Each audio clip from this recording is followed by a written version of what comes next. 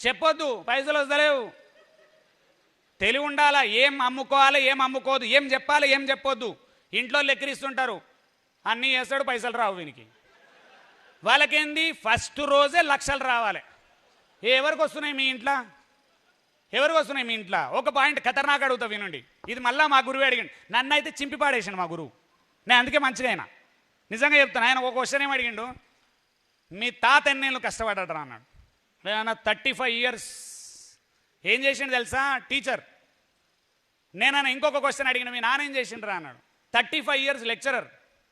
ఇద్దరిది కలిపి 10 ఏళ్ళు అయింది, 70 ఇయర్స్.